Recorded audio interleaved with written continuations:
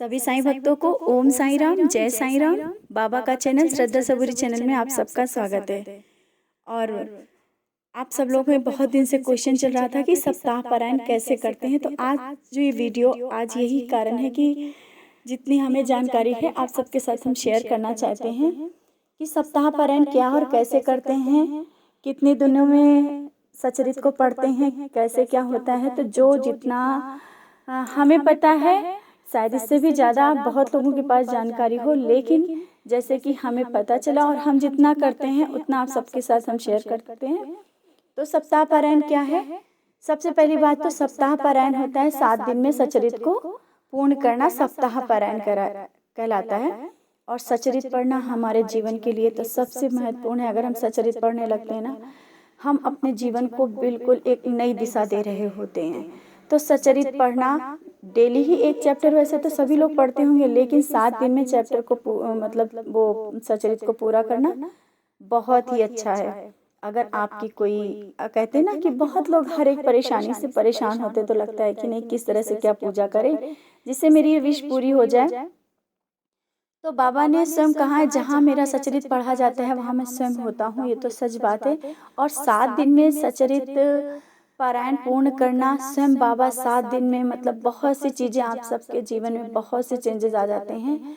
और जो आप विश करके आप पूरा करने की कोशिश करेंगे ना कि हाँ बाबा ये हमारा काम पूरा हो जाए, तो ज़रूर पूरा होगा। क्योंकि बाबा देखो, और अगर लेट हो रहा है तो ये ना सोचना कि हमने पारायण कर लिया, लेट क्यों रहा, क्योंकि बाबा आपको वही देंगे समय पे और सही करके। क्योंकि शायद वो समय ना सही हो जब आप पारायण कर रहे हो, थोड़ी देर के बाद ही मिले, लेकिन मिलेगा ज़रूर। तो पहली बात है कि सप्ताह पारायण कब से स्टार्ट करते हैं। सप्ताह पारायण करना है आपको, अगर आपके मन में चल रहा है कि नहीं हम इस चीज़ के लिए सप्ताह पारायण करें, तो ज़रूर करिए। और उसको स्टार्ट करने के लिए थर्सडे, गुरुवार का दिन ही बहुत ही अच्छा दिन है, थर्सडे से स्टार्ट करना है। थर्सडे को हम लोग बाबा की वैसे भी पूजा बहुत करते हैं, हम लोग के लिए तो बहुत ही प्यारा दिन है।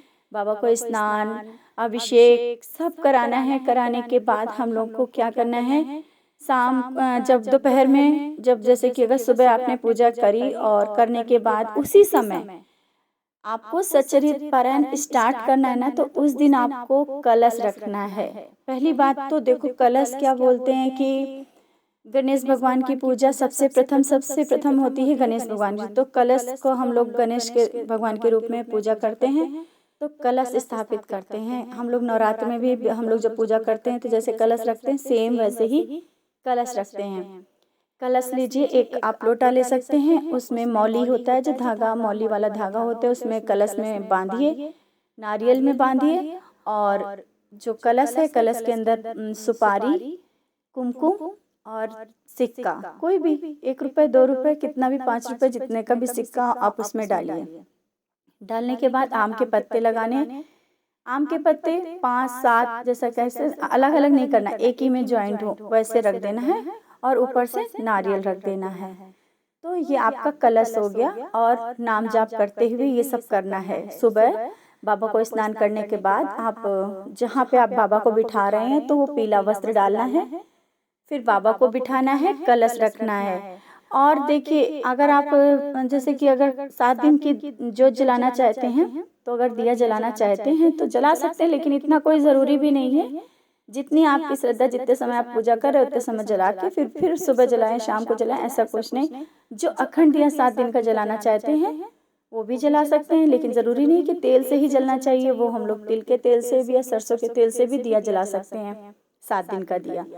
तो इस तरह से फिर स्टार्ट करना है। और एक चीज़ होता है कि आप लोग सोचते हो कि कहीं ऐसा ना हो कि एक बार में ही सब पूरे 7 चैप्टर करने होते, नहीं ऐसा नहीं है। 7 चैप्टर पूरे एक दिन में ही नहीं, मतलब उसी समय नहीं पूरे करने होते, एक दिन में पूरा करना होता है। तो सबसे पहली बात है कि जैसे आपने सुबह पूजा की, उसको उसके बाद 1 या 2 चैप्टर कर लिए, फिर इसके बाद 2-3 चैप्टर जब भी आपको दोपहर में टाइम मिले कर लिया, फिर रात तक के, शाम तक के टाइम, मतलब आपको जहाँ प्रथम विश्राम आता है वहाँ तक के कंप्लीट करना है। और सबसे पहले ये बात हो गई कि आपको 7 चैप्टर कंप्लीट करना है। पहला फर्स्ट विश्राम, जहाँ पे प्रथम विश्राम जहाँ तक लिखा है वहाँ तक के सचरित में लिखा होता है। वो करना है। लेकिन इससे पहले करना है आपको, जिस काम के लिए आपने संकल्प लिया है कि बाबा मेरा ये काम पूरा हो जाए, हम सचरित पारायण कर रहे हैं, तो बाबा को प्रणाम करना है और हाथ में फूल लेना है। जो भी आपको पैसे जितने भी लेने हो, 10, 11, 21, जो भी, कम से कम 1 रुपया हाथ में लेना है, बाबा को याद करना है और अपनी जो बात है बोलनी है और बाबा के चरणों में समर्पित कर देना है। फिर आप लोगों का प्रश्न आएगा कि दीदी रुपए क्या करने हैं? आपको ये बाबा की दक्षिणा है, बाबा के पास ही रहने दीजिए। जब आप मंदिर जाएं, जब आपका पारायण हो जाए, तो आप मंदिर में किसी को दे सकते हैं या किसी ज़रूरतमंद को दे सकते हैं या दान पेटी में भी डाल सकते हैं, ऐसा कर सकते हैं। तो ये चीज़ हो गई कि आपको कहाँ से स्टार्ट करना है। तो सुबह हो करके आपने वैसे स्टार्ट कर लिया और सुबह से आपने एक चैप्टर पढ़ लिया, फिर इसके बाद जब भी आपको दोपहर में टाइम मिला दोपहर में पढ़ लिया। ऐसे करके आपको पूरे दिन में, रात तक की, मतलब शाम तक के आपको चैप्टर पूरे कंप्लीट कर लेना है। फिर आप रेगुलर इसी तरीके से करते रहेंगे। 7 दिन, आपका 7 दिन होगा बुधवार को। तो बुधवार वाले दिन आपको क्या करना है? बाबा के जो पूरे चैप्टर कंप्लीट करना है। अगर आपका सुबह हो जा रहा है तो सुबह आरती करिए। आरती करने के बाद बाबा को भोग लगाइए। हो सके तो गरीबों को कुछ मतलब दान कर दीजिए। अगर उस दिन नहीं हो रहा तो थर्सडे को मंदिर जा कर के मंदिर में कर सकते हैं, ये करना है। और अगर जैसे कि आपका सुबह चैप्टर पूरे नहीं हो पा रहे हैं तो आपको दोपहर 12 बजे वाली आरती होती है ना, उस समय बाबा को अच्छे से, जो भी कहते हैं ना कि पारायण उस दिन लास्ट होता है, हम लोग कितना अच्छा फीलिंग आती है जब आप पारायण करोगे ना, एक बहुत ही अच्छी फीलिंग आती है कि हम लोग पारायण जब पूर्ण होने के बाद हम लोग जब अपने बाबा के लिए एक अच्छा भोग बनाते हैं, भोग खिलाते हैं और अपने आसपास जो किसी को भी खिला सकते हैं, बच्चों को भी खिला सकते हैं, कहते हैं ना किसी को भी, हमारी खुशी होती है कि हमने बाबा के आशीर्वाद से आज ये पारायण पूरा किया। बहुत ही मतलब कहते हैं ना कि हम लोगों को ये जो पल दिए है बाबा ने, उसको इतने अच्छे से बाबा के चरणों में समर्पित करना है। 7 दिन होने के बाद बाबा के लिए भोग लगाना है, बाबा को प्रसाद चढ़ाना है, वही सबको देना है। और जो आपने नारियल रखा था तो वो उस दिन ना तोड़ करके, जब आप थर्सडे को भी तो हम लोग बाबा की पूजा करते हैं ना, थर्सडे को आप नारियल कलश उठा के नारियल तोड़ दे, वो सबको प्रसाद में दे दे। और जो आपका जो कलश रखा है ना, कलश में जो पानी है, तुलसी में या जो भी आपके प्लांट्स हैं, कहीं भी आप डाल सकते हैं। और ऐसा करके जो उसके अंदर सुपारी और सिक्का है उसको उठा के आप जहाँ भी आपका जो पैसा है, जहाँ पे जो सुरक्षित, जहाँ पूजा का स्थान, वहाँ पे आप रख दीजिए। ये आप कलश उठाने के लिए कर रहे हैं। इतना करने के बाद जब आप थर्सडे को फिर मंदिर जाएंगे, अगर, क्योंकि मंदिर हो सके तो ज़रूर जाएं, क्योंकि मंदिर जाएं और बाबा को फिर से वहाँ पे भोग जो भी बना के घर से ले जा रहे हैं या वहाँ से कुछ खरीद के दे रहे हैं, तो आपको वहाँ मंदिर में कोई जो गरीब दिखे उनको थोड़ा बहुत ज़रूर दान करें, तो हमारा ये पारायण पूरा हो जाएगा।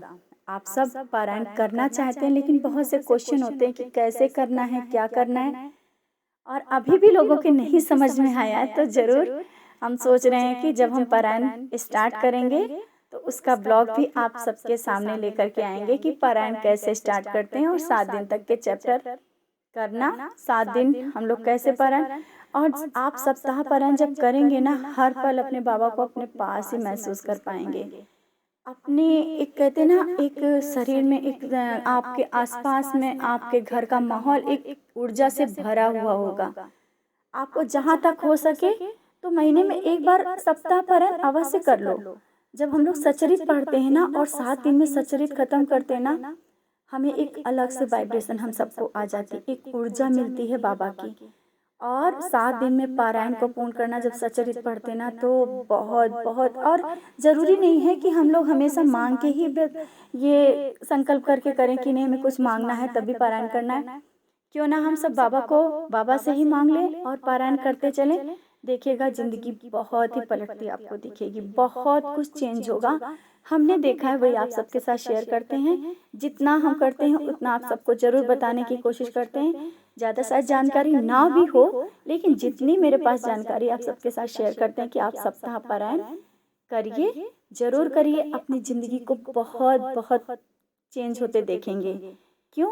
क्योंकि सप्ताह पारायण में हम सचरित को पान कर रहे होते, सचरित को पढ़ रहे होते हैं। जो सचरित से मिलता है शायद कुछ नहीं, बाहर तो कुछ भी नहीं मिल पाएगा। तो जब सचरित पढ़ते हैं ना तो हमें बहुत कुछ आनंद मिलता है और बाबा को हर पल महसूस करते हैं, बाबा के एहसास को पा सकते हैं। तो आप सबसे यही कहना है कि जैसे भी आप लोग पारायण स्टार्ट करना चाहें तो इस तरह से स्टार्ट कर सकते हैं। और सप्ताह पारायण लास्ट में जो बोलते हैं ना कि कैसे उद्यापन करना है, तो बाबा की आरती करनी, पारायण पूर्ण होने के बाद, पूरे चैप्टर खत्म होने के बाद बाबा की आरती, बाबा का भोग पूरा लगाने के बाद जब आप थर्सडे को फिर मंदिर जाएंगे, मंदिर जा करके आप बाबा को भोग वहाँ भी लगाइए। जो भी प्रसाद चढ़ाना चढ़ाइए, गरीबों को दान करिए और नारियल जो घर में रखा उसे तोड़िए और प्रसाद सबको बांट दीजिए। इतना सब करना और ज़्यादा कुछ करने की ज़रूरत नहीं है, पारायण आपका पूरा हो जाएगा। तो इसी के साथ ओम साई राम, जय साई राम।